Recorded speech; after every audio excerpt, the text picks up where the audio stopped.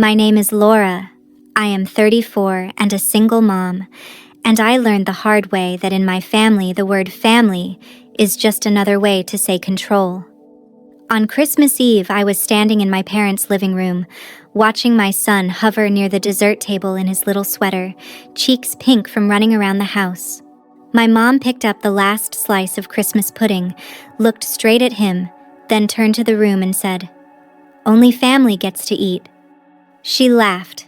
My sister's kids giggled with their plates already loaded with seconds, and everyone went right back to talking as if my child had not just been told he did not belong. My son swallowed, forced a smile, and whispered that he was not hungry anyway. I could see his eyes shine, and in that moment something in me snapped into place.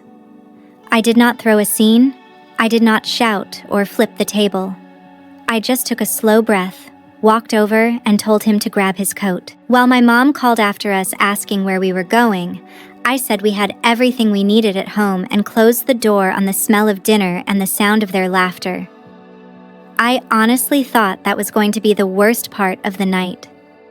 The very next morning, my phone lit up with 33 missed calls from my mom and one panicked voicemail about how they were sealing everything and how I needed to call her back right now. I stared at the screen for a long time, felt years of guilt and obligation finally burn off, and when I did answer, all I said was, "Shh, we are not family." If you have ever watched someone swing the word family around like a weapon instead of a promise, stay with me, because that one slice of dessert was just the beginning of how my parents lost their money, their image, and both of their children. That night, after I shut the door on my parents' perfect Christmas, I drove home in tight, angry silence while my son stared out the window. His name is Noah. He is 10, and he kept tracing little circles in the fog on the glass like he was trying not to cry. When we walked into our small Chicago townhouse, I hung up our coats, forced my voice to sound normal, and told him we were going to make our own dessert. I warmed milk, stirred in cocoa, sprayed the last of a can of whipped cream, and handed him a mug of hot chocolate while he curled up on the couch. I put on one of those corny Christmas movies on Netflix, the kind where everyone forgives each other for years of damage in the last 5 minutes. Halfway through, Noah said, "Mom, did I do something wrong?" I paused the movie and sat next to him. "No," I said, "you did everything right. What your grandmother said tonight was wrong, not you." He stared at his mug. "She said only family gets dessert. Are we not family?" My chest hurt. "We are," I told him. "And one day you will understand that sharing a last name does not give anyone the right to decide who matters. For now, I just need you to know none of this is your fault." He nodded, but I could see the way he tucked the hurt away like kids do when they realize adults are not going to fix it. When he finally fell asleep on the couch, I carried him to bed, tucked him in, and then just sat in the hallway in the dark. I had spent years swallowing moments like this when they were aimed at me. Watching them humiliate my kid flipped a switch I did not know was still there. The next morning, my alarm went off at 7. For a few seconds, I forgot about the party. Then I grabbed my phone and saw it. 33 missed calls from Mom and one new voicemail. I made coffee, hit play, and listened to her voice. "Laura, you need to call me back. They are sealing everything. The lawyer says, if we do not move fast, we could lose the house and the retirement. You cannot just ignore this. You are part of this family, whether you like it or not." That was it. Not a single word about Noah or dessert, or the way she told my son to his face that he was not family. Just pure panic about money and assets and whatever she meant by sealing everything. I stood barefoot on the cold kitchen tile and thought about how many times my parents had dressed control up as concern. After my divorce, my dad once suggested putting his name on the deed to my place, just to help with the mortgage, he said, so things would be simpler for the family. I told him no, and he acted like I had personally attacked him. Ever since then, money and property have been his favorite weapons. Now here we were again. Except this time, the thing he seemed terrified of losing was tied to my name. I did not call my mom back. I texted instead. You made it clear last night that my son and I are not family. Handle your house and your retirement with your lawyer. Then I blocked her number, not forever, just long enough to stop the constant buzzing and hear my own thoughts. About an hour later, my phone lit up with a different name. Chris, my older brother. He almost never called unless our parents were in the room. I answered anyway. What the hell happened last night? He asked. Mom is freaking out. Dad is pacing around talking about lawyers and ungrateful children. I told him what happened at the dessert table and what she said to Noah. On the other end of the line, he went quiet. I saw him standing there. He said finally. I told myself I was overreacting, that Mom was just stressed. I guess I did what I always do. I let it go. Of course he did. Chris has spent his whole life smoothing things over, pretending their worst moments were no big deal. I am not asking you to fix them, I said. I am just done letting them use the word family as leverage. They want my name on their paperwork and their trust and their house, but they cannot even give my kid a slice of pudding. If we are not family at the table, we are not family at the bank. There was a long pause, and then he said something I did not expect. Okay, tell me what you want me to do. And that was the moment this stopped being about dessert and started being about their precious legacy. When I blocked my mom's number, I honestly thought I might get a day or two of peace before the next wave of drama. But I forgot one important thing about my parents. They love an audience. A few hours after I talked to Chris, I was scrolling through Facebook while Noah played video games in the living room, and there it was, a brand new post from my mom at the top of my feed. A picture of my parents' living room, the Christmas tree glowing, the table full of food. My sister standing there with her kids in their matching pajamas, everyone smiling like an advertisement for the perfect suburban holiday. The caption said, "Feeling so blessed for family this year. Nothing matters more." My stomach turned. I zoomed in on the photo out of habit, looking for myself, looking for Noah, even though I already knew. We were not there. The angle made it obvious that the picture had been taken after we left, like they had literally framed us out of their narrative. I stared at the words "so blessed for family" and heard her voice from the night before. Only family gets to eat. My notifications pinged again, this time a text from my sister. Why did you bail last night? Mom said Noah was being difficult. I sat there for a second, choosing my words very carefully. You saw what happened with the dessert, I typed back. She looked at my kid and told him only family gets to eat, and then gave your kid seconds. There was a pause. The typing dots popped up, disappeared, popped up again. Finally, she replied, "You are being dramatic. It was a joke. You know how Mom is. You cannot blow up the whole family over one awkward comment." That was the thing. To Emily, it was always one comment, one joke, one moment, never a pattern. I stared at the message and realized we were not having the same conversation. She had grown up as the golden child, the one they bragged about at dinner parties, the one who could screw up and still get rescued. I had grown up as the example of what not to be. I did not bother arguing. I just replied, if it was a joke, it was at my son's expense, and I am done letting them laugh. Then I set my phone down and pulled out an old notebook from the kitchen drawer, the one I used to write grocery lists and half-finished resolutions in. On the first clean page, I wrote a date, and then I started listing every time I could remember my parents choosing a favorite or using money to pull the strings. The time they skipped Noah's birthday party to take my sister and her kids on a trip to the lake house. The time they told me I should be grateful they watched Noah for a weekend and then turned around and held it over my head when I would not co-sign a loan. The time my dad suggested again that it would be easier if the house was in his name, for taxes, for the family, for our future. Seeing it all in black ink made me feel less crazy. It was not one dessert. It was a lifetime of being told I was too independent, too emotional, too much, and now my 10-year-old was getting handed the same script. When Chris texted me later that afternoon, he suggested we meet in person, someplace neutral. We picked a small coffee shop a few blocks from my place, the kind with fogged-up windows and people working on laptops.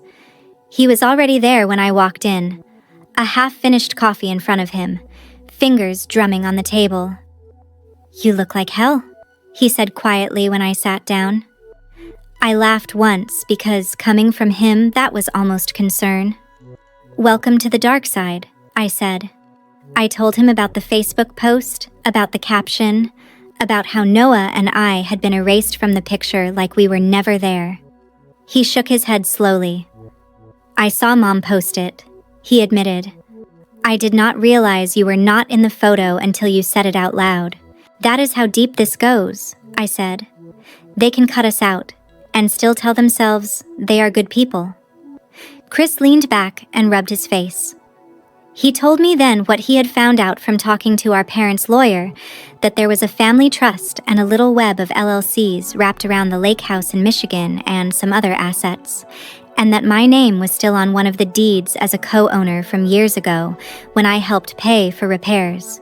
Suddenly, that phrase, "sealing everything," made a lot more sense. Dad called the lawyer after Christmas. Chris said he wanted to move some things around, make sure certain people were protected. His words, not mine. The lawyer told him he could not just shuffle assets without notifying all the owners, so they might have to temporarily freeze or seal the paperwork until they heard from you. Hence, 33 missed calls, I said. They were not worried about losing me. They were worried about losing access to my signature. Chris nodded, looking a little sick. "They always figured you would never actually walk away," he said. "You have always been the one paying your own bills, raising your own kid. They never thought you would touch the trust. They thought they had me and Emily on the hook, and you would just hover on the outside forever." I stirred my coffee and said, "I am not asking to steal anything from them. I just do not want my name used as their safety net when they cannot even show basic respect to my child. I want whatever part is legally mine to be walled off from their games, so it goes to Noah someday without strings attached." Chris stared at the table for a long time. Finally, he looked up and said, "I can talk to a different lawyer. Not theirs, someone who works for us. We can find out exactly what your options are, what my options are. But you need to understand, if we do this, there is no pretending things are normal after." I thought about Noah standing at that dessert table, about his small voice asking if we were not family. Then I thought about my mom's voicemail, full of panic for her retirement, and not one word for my son. "Good," I said. Normal was killing me slowly. 2 days after that coffee shop meeting with Chris, I got the kind of email that makes your stomach knot before you even finish the first sentence. The subject line said, "Family Trust Concerns," with my parents' lawyer's name underneath. The tone was exactly what I expected, formal and condescending at the same time. It started with, "Dear Laura, your parents have informed me that you may be considering changes to your participation in the family trust and related property interests," and slid straight into a paragraph about potential tax penalties, complications with long-term planning, and how sudden moves could jeopardize your parents' retirement. There were sentences like, "It would be in the best interest of the family if you refrained from making any hasty decisions," and "Your parents have always had your financial security at heart." Reading it, you would think I was an ungrateful teenager, not the person who had been paying her own bills and raising a kid alone for a decade. I read it twice, then forwarded it to the independent lawyer Chris had found, along with a simple line, "Is any of this actually about taxes, or is it just pressure?" While I waited for a response, I just stood in my kitchen and let the pattern play out in my head. My parents only learned the word boundaries in therapy after my dad's affair years ago, and even then they used it like a weapon, not a practice. They loved the idea of legacy, of a story where they had sacrificed everything for their kids. But in reality, most of their sacrifices were strings dressed up as gifts. When the new lawyer called me back, he was blunt. Some of what the email said was technically true, he explained, but very incomplete. Yes, restructuring a trust and moving property around can have tax consequences, but any decent planner would have talked to me directly about options, not tried to scare me into silence through my parents' mouthpiece. He confirmed what Chris had already told me, that my name on the deed for the Lake House LLC meant nothing significant could happen with that cabin without my consent, and that the firm was obligated to loop me in. When he said, "Frankly, if they are this desperate to keep you from asking questions, you should definitely be asking questions," something inside me relaxed. I was not crazy. I was just inconvenient to people who were used to getting their way. With his help, I drafted my own email, this time not as the scared daughter, but as a co-owner and beneficiary. I wrote, "I am fully aware of my legal interest in the Michigan property and any related entities. I do not consent to any sale, lease, refinance, or restructuring of these assets without my explicit written approval. I also request a full accounting of all transactions related to the property and trust for the last 5 years, sent directly to me. From this point forward, all communication regarding my interest should go through me or my counsel, not through my parents." It felt strange to see those words on the screen, like I was impersonating someone powerful, but the truth was I had always had that power. I had just been trained not to use it. I hit send and went back to loading the dishwasher like it was any other Tuesday. It took less than an hour for my mom to find another way to reach me. Blocking her main number had slowed her down, not stopped her. This time it was a voicemail from the house phone, the one they still kept on the wall like it was 1995. Her voice came through sounding shrill and wet, like she had been crying or wanted me to think she had. "Laura, what are you doing?" she snapped. "Your father is beside himself. The lawyer says you are making everything complicated. Do you have any idea what you are risking?" Then her tone shifted, and the mask slipped just a little. "That cabin is our retirement," she said. "We put our whole lives into giving you kids something to fall back on, and this is how you repay us, by freezing everything because your son had to hear no one time." My jaw clenched. She did not say his name once. She did not say, "I am sorry I humiliated your child."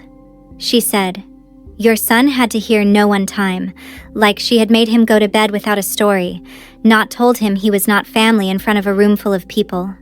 And then she said the part that really burned, "He needs to learn respect, Laura. You are too soft with him. This is why we have to be hard sometimes, so he does not turn out like you." I replayed that line twice just to make sure I had heard it right. In her mind, making sure he did not turn out like me meant making sure he learned his place in their hierarchy early. I texted the voicemail transcript to Chris without comment. A minute later he called, and I could hear the anger in his voice before he said anything. "She really said that?" he asked. "She really turned this into a lesson about respect?" I told him yes, and added, "She only started panicking when she thought she might lose the cabin, not when she realized she had hurt her grandson." There was a long exhale on the other end. "I am done going over there for a while," he said finally. "I cannot keep pretending this is normal. They called me twice this morning to complain about you, and not once to ask how Noah is." "Good," I replied. "Let them sit with themselves for a bit." A few hours later, my phone buzzed again, this time with a text from Emily. "So now you are dragging lawyers into this," she wrote, over dessert. "You are punishing Mom and Dad for trying to build something for us. Just admit you are jealous they trusted me to handle things." I stared at her words and realized she really believed that. In her world, being the chosen one meant responsibility and favor, not chains. In mine, it meant my son being told he did not count. I typed back, "I am not jealous of being the favorite, Em. I am tired of being the backup. They only called me when their money got touched, not when they broke my kid's heart. I am not the one turning family into a transaction. I am just done being the collateral. Then I put my phone face down, because for the first time in my life, I was not waiting for their approval, their version of the story, or their permission to protect myself. About a week after that voicemail about the cabin and the retirement, just when I thought my parents might finally be running out of ways to reach me, they did exactly what I should have expected. They took it to social media. I was half watching Noah do homework at the kitchen table when a notification popped up from Facebook, an event invite from my mom. The title hit me first: Holiday Family Reconciliation Dinner, little snowflake emojis sprinkled around it like sugar. The description said something like, "After a hard year, we believe in forgiveness and second chances. There is nothing more important than family coming back together." She had posted a photo along with it, our parents' house lit up like a Christmas card, the tree glowing in the front window, a wreath on the door. The guest list was public enough for me to see: neighbors, church friends, my sister, her kids, a few of my parents' wine night couples, and of course, my brother Chris. There was one name missing: mine. I scrolled down and saw comments already rolling in. People wrote things like, "So beautiful, you two are such an inspiration," and "Love how your family always sticks together." I could practically hear my mom soaking up every heart emoji. A second later, my phone buzzed again, this time with a screenshot of the event from Chris. Underneath, he had typed, "You seeing this?" I replied, "Apparently, I have been invited to reconcile, just not tagged." He wrote back, "They called me twice this morning about it. They are acting like they are the victims in all this. Do you want to go?" I stared at that question for a long time. Part of me wanted to ignore the whole thing, let them perform their little redemption arc without me. But another part of me, the part that watched them rewrite history in real time for decades, knew exactly what would happen if I stayed home. They would stand in front of that group and talk about their difficult daughter who turned her back on them. They would cry about how they tried so hard, and no one would ever hear the part where they told a 10-year-old he was not family. If we do not show up, they control the story. I finally typed, "If we do, at least we get to tell the truth." Chris sent back one word: "Okay." On the night of the dinner, I left Noah with a trusted babysitter from down the street. There was no way I was walking him back into that house. As I drove to my parents' place, the neighborhood looked like something out of a catalog. Lights on the houses, inflatable snowmen on the lawns, cars lining the street outside my childhood home. From the driveway, I could hear laughter and Christmas music spilling out into the cold air. Inside, the living room was full. Neighbors holding glasses of wine, church friends balancing plates of food. My sister standing near the tree in a new dress while her kids ran circles around the coffee table. My mom spotted me in the doorway, and for a split second, real surprise crossed her face. Then she pasted on a bright smile and came toward me with her arms open like this was all normal. "You made it," she said loudly, just enough for a few people to hear. "I knew you would not stay mad forever." I did not hug her back. Chris appeared at my side like a buffer, and I could tell from the tightness in his jaw that he was holding something in. My dad clinked his fork against a glass a few minutes later, calling for attention. "Thank you all for coming," he said. "We know this has been a challenging year, and we are just so grateful to have our family and friends under one roof." My mom dabbed at her eyes with a napkin, already playing her role. "Family means everything to us," she added. "And sometimes there are misunderstandings, but at the end of the day, blood is blood." I felt my shoulders tense. There it was again, the magic word they loved to hide behind: blood. Chris shot me a quick look, the kind that says, "It is now or never." He stepped forward slightly and raised his voice just enough to cut through the polite applause. "Funny," he said, Because last week you looked your 10-year-old grandson in the eye and told him only family gets to eat. The room went silent so fast it was almost funny. Every head turned toward us. My mom froze, her hand still halfway to her face. My dad's smile dropped a fraction of an inch. Chris did not back down. He spoke calmly, like he was explaining a situation at work, not detonating a bomb in our parents' living room. Mom took the last slice of dessert at Christmas and told Laura's kid he was not family, he said. Then you let my sister's kids have seconds while he stood there pretending it did not hurt. And when Laura walked out with her son, the next morning you called her 33 times, not to apologize, but because the lawyer told you you might lose access to the cabin and the trust if she did not sign what you wanted. Someone near the sofa shifted. A neighbor couple who had known us since we were kids. The woman's eyebrows shot up, her mouth flat. My mom found her voice first. "Chris," she said, her tone sharp. "This is not appropriate. We can talk about family matters in private. This is not the place." He laughed once, no humor in it. "Private is what got us here," he said. "You get to humiliate people in private and then show this house off like we are some kind of perfect Christmas postcard." One of our neighbors, Mrs. Reynolds from across the street, spoke up before my parents could. "I was there that night," she said quietly. "I heard what you told Noah." A few more heads turned her way. "That is not a misunderstanding," she added. "That is cruel." My mom's face went red. She reached for the nearest excuse. "I was joking," she insisted. "You all know my sense of humor. These kids are too sensitive these days. I would never really mean that." She turned to me with a tremble in her voice. "Tell them, Laura. Tell them you know I did not mean it." Every eye in the room landed on me. For a second, I could feel 16-year-old me wanting to shrink, to smooth it over, to laugh and say, "It is fine, Mom. We know you did not mean it."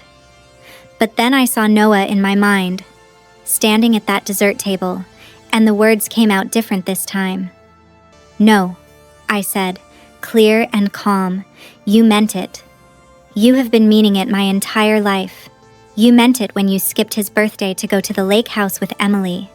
You meant it when you told people he is not really like the other grandkids because he does not spend every summer at your place. All you did at Christmas was finally say it out loud." My dad slammed his glass down on the counter a little too hard. "We built all of this for you ungrateful children," he snapped. "This house, that cabin, the trust, the retirement, everything we have is for you, and this is how you repay us, by dragging our name through the mud in front of our friends." I shook my head. "No," I said. "You did not build this for us. You built it for control. You only called me when the lawyer told you my name was in the way. You didn't call once to ask how Noah was after you humiliated him. That is not love. That is leverage." The room was so quiet I could hear the heating system come on. Behind us, someone set their wine glass down carefully on a coaster, like they were afraid any noise would make things worse. My mom looked around at the faces she had handpicked for this performance and realized, maybe for the first time, that she was not winning them over. Her eyes filled, but the crying came out sharp, almost angry. "You are destroying our family," she said, voice cracking. "You are ruining our legacy, everything we worked for, all because your child had to hear no for once." I felt weirdly calm. "You destroyed it yourself," I said. "The second you decided a 10-year-old was expendable so you could protect your pride and your assets. We are just finally saying it where other people can hear." For a second, nobody moved. Then Chris put his hand on my shoulder. "We are done here," he said quietly. We turned and walked to the door while our parents stood rooted to the spot in the center of their perfect decorated living room, with a room full of witnesses watching them, not with admiration this time, but with something closer to doubt.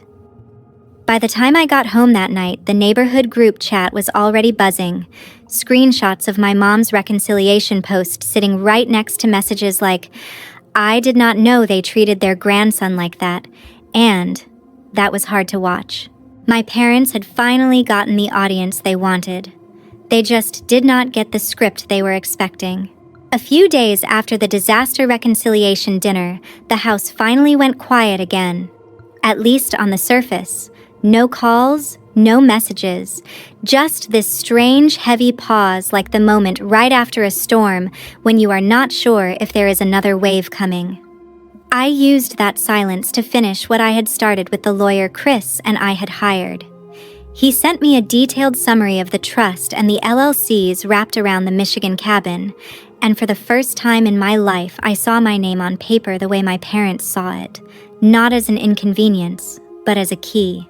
The paperwork made it very clear nothing meaningful could happen with that property without the consent of every owner, which included me. With his guidance, I signed documents that formally separated my interest from anything my parents could control day to day. My share of the cabin and any related income was locked to me and, eventually, to Noah. Any refinance, sale, or new loan they wanted would require my explicit written approval. The lawyer was calm and matter-of-fact about it. "You are not taking anything that is not already yours," he said. "You are just making sure no one can use your name in a way you do not agree with." Chris went a step further. As a beneficiary on parts of the trust my parents had always assumed would be their backup cash flow, he elected to delay or limit future distributions that would go directly to them. Nothing illegal, nothing vindictive on paper, just sober choices that made it impossible for them to keep living like there would always be another check coming for every new toy or party. When the dust settled, the numbers told a story my parents had never imagined. The cabin was no longer an easy ATM, and the trust was no longer a lever they could pull to jerk us back in line. Word of what we had done must have reached them fast, because the next move they made was not an email or a post. It was a knock on my front door late on a gray Saturday afternoon. I checked the peephole and saw them on my stoop, my dad holding a Christmas tin of cookies like a prop. My mom clutching a folded tissue in one hand, her eyes already red. For a second, my stomach flipped the way it always did before a fight, but then I remembered the Christmas party, the dessert table, the look on Noah's face, and the feeling went flat. I opened the door just enough to stand in it. Mom launched in first. "We need to talk," she said, her voice soft and shaky, not the shrill edge from the voicemails. "We cannot let lawyers come between us. This has gone too far." Dad nodded like a man who had rehearsed his lines. "Family does not take family to court," he added. "Family works things out in private, face to face." I almost laughed at that. "I have not taken anyone to court," I said. "I just stopped letting you make decisions with my name behind my back. You called the lawyer before you ever called to ask how your grandson was doing. That is what came between us." My mom stepped closer like she was going to reach for my hand. "We were upset," she said. "We were scared. Your father worked his whole life for that house and that cabin. We were just trying to secure our retirement and something for you kids." "You mean something for the kids who play along?" I said. "The ones who do not say no." Dad's jaw tightened. "You are throwing away your inheritance over a misunderstanding," he said, "over one bad joke and a slice of dessert. This is childish, Laura." I felt something in me go very still. "This is not about a slice of dessert," I said quietly.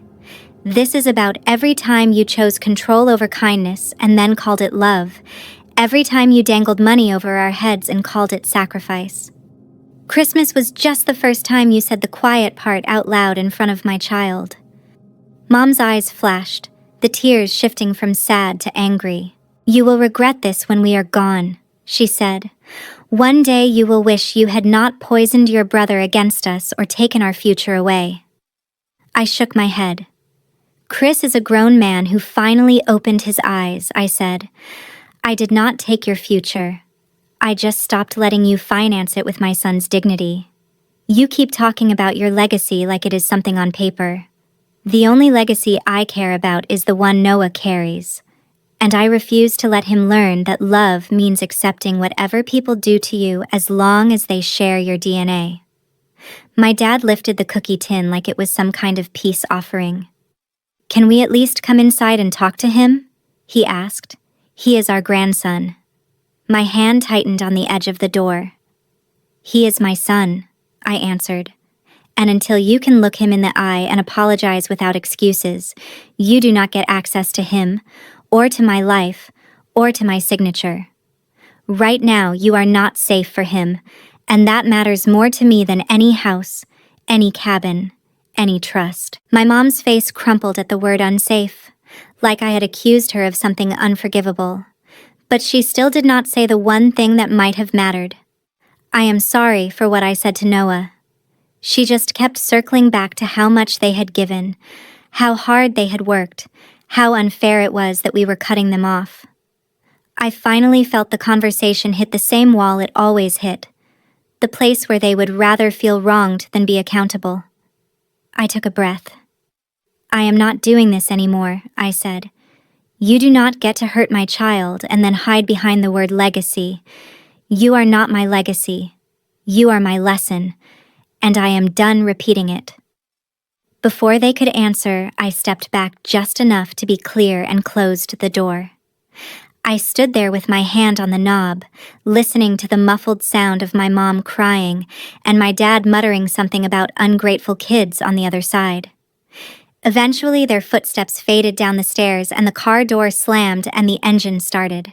Inside my house, it was quiet. No ringing phone, no pounding on the door, just the sound of Noah in his room humming to himself while he built something out of plastic bricks. Completely unaware that outside his world, the people who had taken dessert away from him were finally learning what it felt like to be left with nothing they could control. In the weeks after I closed the door on my parents, nothing dramatic happened, and that was the strangest part. No more voicemails about lawyers, no Facebook essays about forgiveness, no group texts trying to guilt me into coming over. It was just quiet. For the first time in my life, my phone could sit on the counter all day without turning into a grenade. At first, the silence felt wrong, like I should be doing something, reaching out, fixing it, playing the role I had always played, the one where I swallowed my pride so everyone else could stay comfortable. But every time that old instinct kicked in, I pictured Noah at that dessert table, and it snapped me right back. A few days after the door scene, Chris came over with pizza and a couple of those cheap Christmas movies on streaming. He walked in like he had been holding his breath for years and was finally allowed to exhale.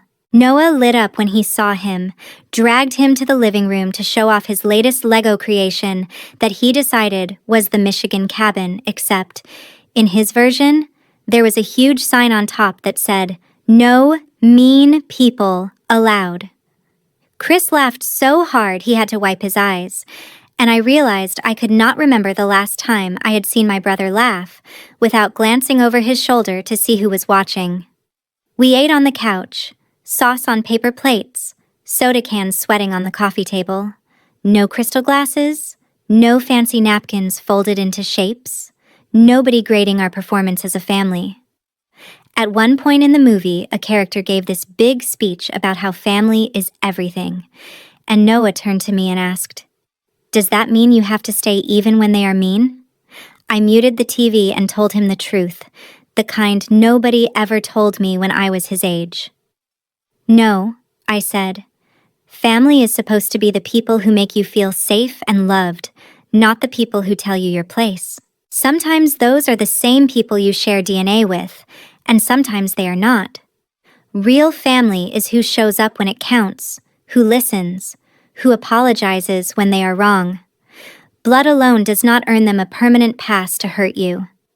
He thought about that for a second and then nodded, like I had just handed him a new rule book that actually made sense.